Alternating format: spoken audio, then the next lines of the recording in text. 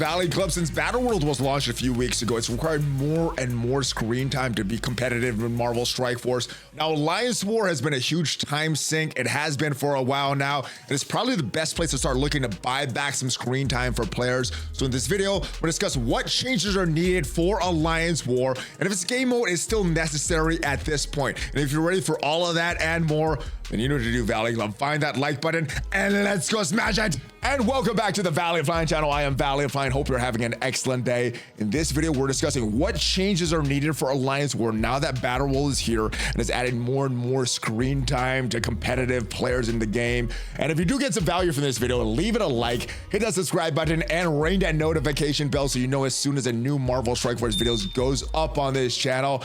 And I do want to remind you guys, there's a huge sale going on at INTOTHEAM right now. It is their Black Friday / Cyber Monday sale. You get 60% off the entire site. So update all your clothes, all the great stuff on INTOTHEAM, and there is a link down below, an affiliate link that could save you an additional 10%. Let's start this discussion on Alliance War. Now, when Alliance War was introduced, the game was about a year or so old, and all we had in Marvel Strike Force was Arena, we had Blitz, and we had the Raid. So not a lot of content where you're facing other people. We did have Arena, which is where you're facing other people's arena teams, and that was pretty much it. The Raids was PvE content, which is player versus environment. So first all the AI and all the bots and everything like that. And then we had Blitz, which was sort of a mix. You're facing other people's teams, but the power levels was kind of based on your power level. And it was just a big grind to see who could get a lot of milestones for Blitz, get these high scores for these newly released characters, and who could get the unlock.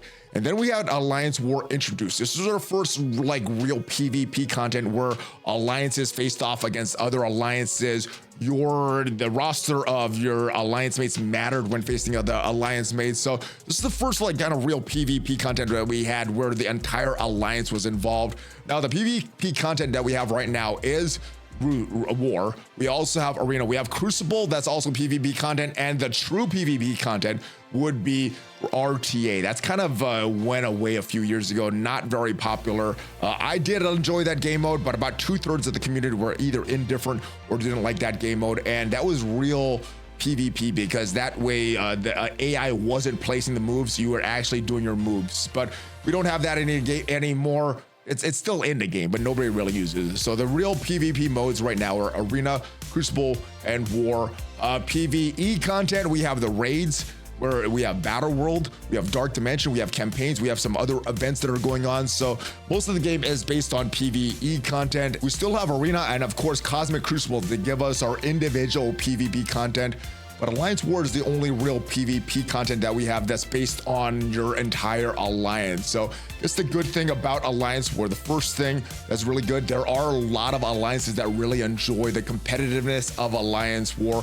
Not sure if all of them enjoy the time sink, and the time sink it requires to be a really competitive war alliance, but I know there's some alliances, some players that really enjoy war.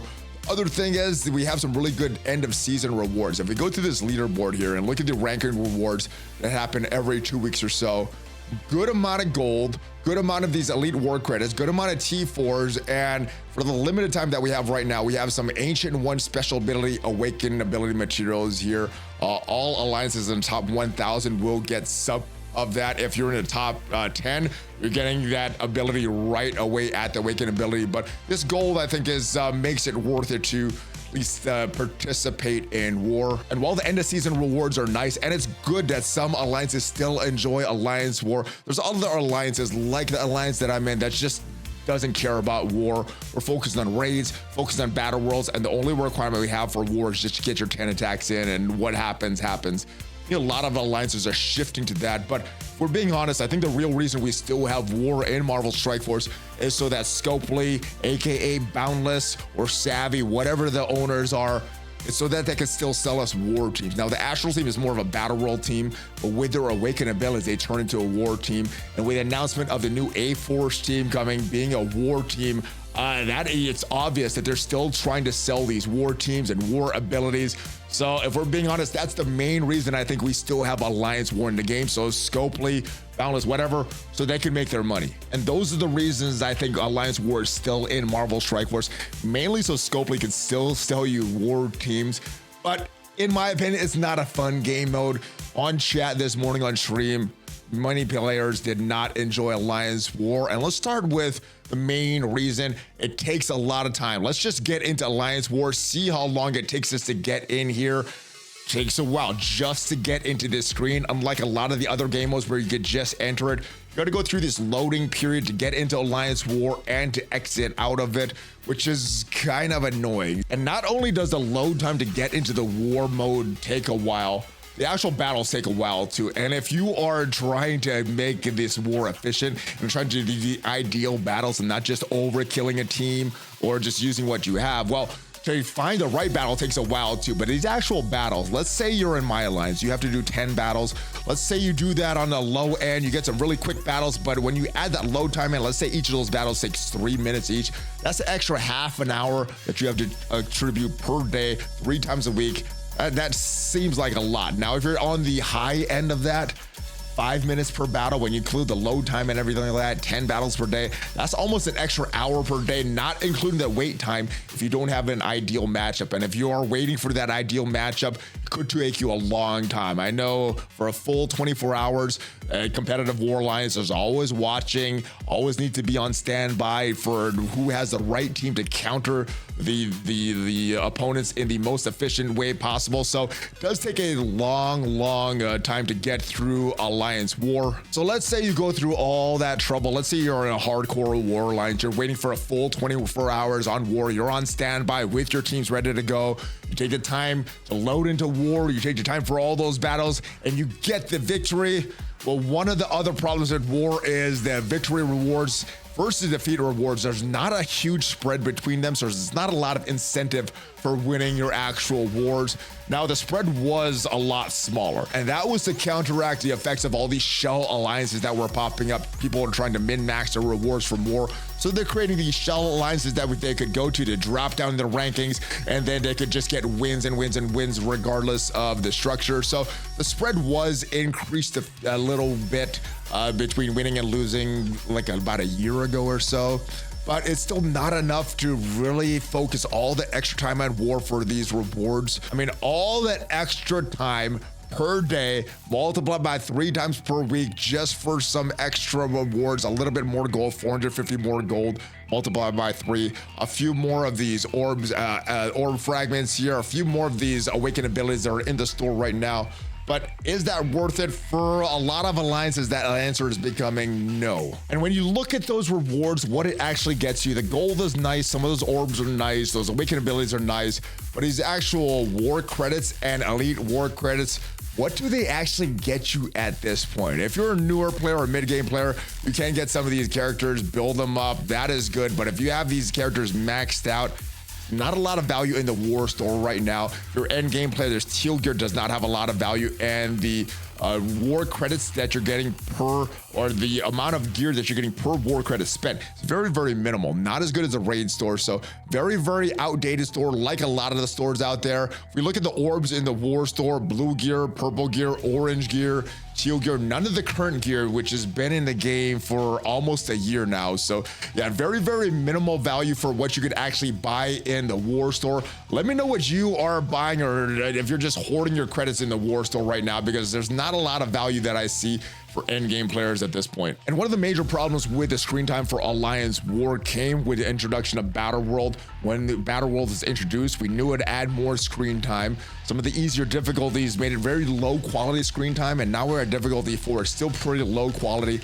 Set your spec ops, do your missions, set an auto, and come back and then repeat that process again. Maybe not with all the spec ops, but still takes a lot of time. For myself, probably added about a half hour or so.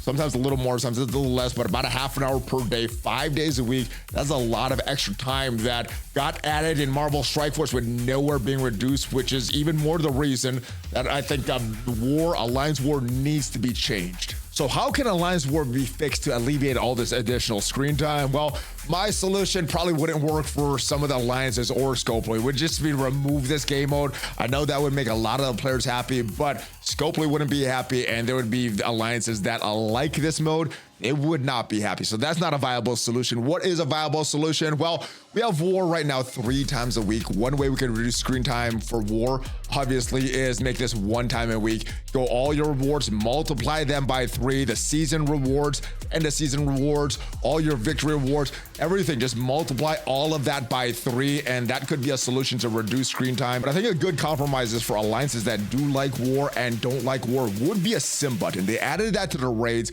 and reduced a lot of screen time for the raids. It's just trying to get your characters up to a big enough so that they can just sim this. Well, if you don't care about alliance war like I do, I would just like to get my 10 attacks, sim, have all of them done within a few minutes, and then I could go on with my day, play other game modes in Marvel Strike Force, or just do life. And that would also allow alliances that like alliance war. They don't have to sim this stuff. They don't have to have their wars removed. They could go in and continue to play war as a hardcore alliance, but then casual alliance, war casual alliances like mine, we could just sim these and go in and then have the battle results done already. So I think that would be a nice compromise. And the third solution, Scopely, update this war store. This thing is so outdated. We did have an update to the raid store earlier this year, and the raid store is really good. However, even the raid store, all those great changes, the raid store is pretty outdated at this point.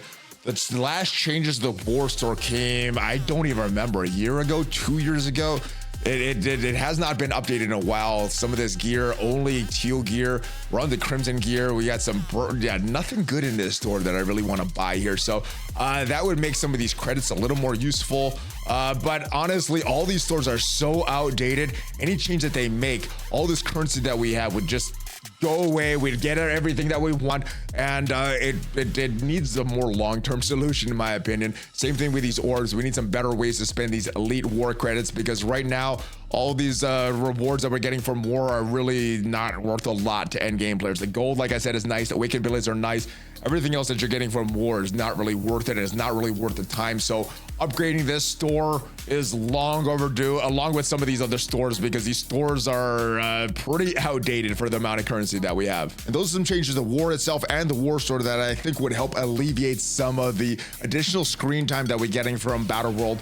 Are there any other changes you would want to see that would help reduce some screen time? Let me know in the comments. Hopefully I can pass that message on to the devs and they could actually implement that stuff. And if you did get some value from this video, leave it a like. And if you want to see what are the best characters in Marvel Strike Force, non-mythic, non-epic, check out the video up there, and I'll see you guys next time. Have a great rest of your day. Hulk fist bump, ValleyFlyin, out.